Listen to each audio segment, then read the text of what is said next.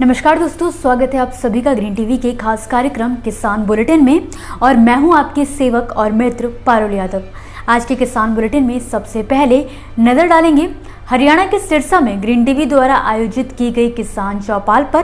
फिर जानेंगे ऑर्गेनिक खेती करने वाले किसानों को क्या क्या लाभ दे रही है बिहार सरकार। इसके बाद आपको बताएंगे उत्तराखंड के पूर्व आईजी की कहानी, जिन्होंने जैविक तरीके से खेती कर पेश की मिसाल।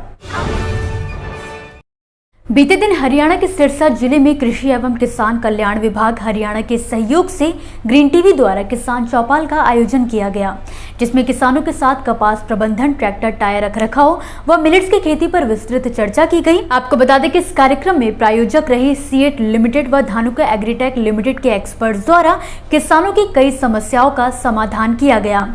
धानुका एग्रीटेक के मार्केटिंग डीजीएम सुबोध गुप्ता ने इंडिया का प्रणाम हर किसान के नाम कैंपेन के बारे में किसानों को जानकारी दी। साथ ही कपास उत्पादक किसानों के लिए की गई पहल के बारे में भी उन्हें जागरूक किया। वहीं दूसरी ओर सीएट लिमिटेड के सेल्स एंड सर्विसेज के मैनेजर स्वप्निल जैन ने किसानों को ट्रैक्टर टायर रखरखाव के महत्व के बारे में बताया।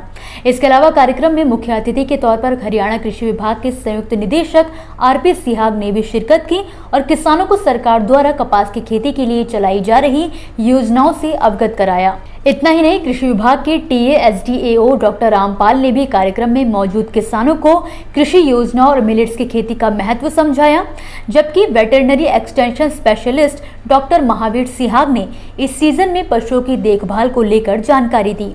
गौरतलब है कि चौपाल में करीब 200 से ज्यादा किसानों ने शिरकत की। वहीं कार्यक्रम में मौजूद रहे कई प्रगतिशील किसानों को सीएट, धानुका और ग्रीन टीवी के माध्यम से प्रशस्ति पत्र देकर भी सम्मानित किया गया। जैविक खेती को लेकर सिर्फ केंद्र ही नहीं बल्कि राज्य सरकारों द्वारा भी अपने अपने स्तर पर किसानों को प्रोत्साहित किया जा रहा है। इसी कड़ी में बिहार सरकार की तरफ से भी प्रदेश के किसानों को जैविक खेती के लिए लगातार प्रोत्साहित किया जा रहा है। आपको बता दें कि बिहार कृषि विभाग के मुताबिक जैविक खेती करने वाले किसानों को 6500 रुपए प्रति एकड़ मिलेंगे। किसानों को ये राशि जैविक प्रोत्साहन योजना के तहत दी जाएगी। हालांकि सरकारी मदद पाने के लिए किसानों को कुछ शर्तें पूरी करनी होंगी। जैसे इस राशि को पाने के लिए किसान के पास 2.5 एकड़ जमीन होना अनिवार्य है, जिसके हिसाब से 2.5 एकड़ जमीन पर किसान को कुल 16,250 रुपए की सब्सिडी राशि दी जाएगी। इसके अलावा ट्रेनिंग, सॉइल टेस्ट, निबंधन, पैकेजिंग, लेबलिंग, ब्रांडिंग के लिए भी राशि दी जाएगी। जैविक खेती को प्रोत्साहित करने के लिए राज्य स्तर पर 2 ट्रेनिंग प्रोग्राम किए जाएंगे और तो और जैविक खेती करने वाले किसानों को बाजार भी उपलब्ध करवाया जाएगा। इसके लिए राज्य में जैविक मेला और मार्केटिंग मीट का आयोजन किया जाने वाला है। साल में 2 बार मेले का आयोजन होगा। इसमें किसानों के अलावा उत्पाद की प्रोसेसिंग करने वाले रेस्टोरेंट बिजनेसमैन और खरीदारों को बुलाया जाएगा। बात करें आवेदन प्रक्रिया की, तो इसके लिए किसानों को बिहार कृषि विभाग की वेबसाइट dbtagriculture.bihar.gov.in पर जाकर अपना आवेदन करना होगा। अभी तक आपने कई ऐसे प्रगतिशील किसानों की कहानी सुनी होगी जो विदेशों से वापस लौटकर देश में खेती कर रहे हैं या फिर जो शहरों में लाखों की नौकरी छोड़कर खेती की शुरुआत करते हैं। लेकिन आज की कहानी है उत्तराखंड के एक ऐसे प्रगतिशील किसान की जो एक वक्त पर उत्तराखंड पुलिस के आईजी के पद पर तैनात थे, मगर वहां से रिटायर होने के बाद उन्होंने खेती करने का फैसला लिया और वो भी जैविक खेती। आज के वक्त में पूर्व आईजी व किसान पूरन सिंह रावत के चर्चे सिर्फ उत्तराखंड ही नहीं बल्कि देश भर में हो रही हैं। दरअसल साल 2017 में जब उन्हें जैविक खेती के बारे में पता चला तो उन्होंने सबसे पहले अपने सरकारी बंगले के गार्डन में इसका प्रयोग किया और बाद में 10 एकड़ जमीन पर जैविक खेती की शुरुआत की। इतना ही नहीं, पूर्व आईजी पूरन सिंह रावत द्वारा जैविक खेती का एक सीक्रेट फॉर्मूला भी तैयार किया गया। इस सीक्रेट फॉर्मूले से गेहूं की खेती कर किसान 15 से 17 क्विंटल प्रति एकड़ उत्पादन हासिल कर सकते हैं। वहीं वो अपने सीक्रेट तरीके से गेहूं के एक बीज से 4 से 5 पौधे निकालने में भी कामयाब रहे हैं। आपको बता दें कि पूरन सिंह रावत ने उधम सिंह नगर जनपद स्थित अपने गांव के 10 एकड़ के फार्म हाउस में वेस्ट डीकम्पोज विषाणु आधारित खाद तैयार की और साल 2017 से ही खेती कर रहे हैं। फिलहाल वो अपने सीक्रेट फॉर्मूले को पेटेंट कराने पर भी विचार कर रहे हैं। तो दोस्तों, ये थी खेती किसानी से जुड़ी वो खबरें जिन्हें हमने आप तक विस्तार से पहुंचाया। लेकिन अब हम बात करेंगे कुछ ऐसी खबरों की जिनके बारे में भी आपके पास जानकारी होना जरूरी है। तो चलिए फटाफट से एक नजर डालते हैं खेती किसानी और कृषि क्षेत्र से जुड़ी आज की छोटी बड़ी अपडेट्स।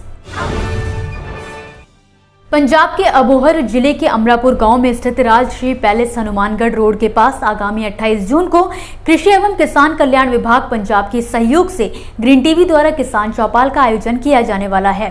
खास बात यह है कि इस चौपाल में कपास प्रबंधन व मिलेट्स की खेती पर विस्तृत चर्चा की जाएगी। धानुका एग्रीटेक लिमिटेड के प्रायोजन में इस कार्यक्रम का आयोजन किया जाने वाला है। वहीं चौपाल में करीब 200 से ज्यादा किसानों को एकत्रित होने की उम्मीद है। पंजाब व आसपास के इलाकों से जुड़े ग्रीन टीवी के दर्शकों से निवेदन है कि 28 जून को कार्यक्रम का हिस्सा बनने जरूर पहुंचे। जहां एक तरफ उत्तर प्रदेश के वाराणसी में नवनिर्मित पैक हाउस का उद्घाटन हाल ही में प्रदेश के सीएम योगी आदित्यनाथ द्वारा किया जा चुका है, तो वहीं अब मिर्जापुर जनपद में भी सरकार द्वारा पैक हाउस बनाने के लिए मंजूरी दे दी गई है।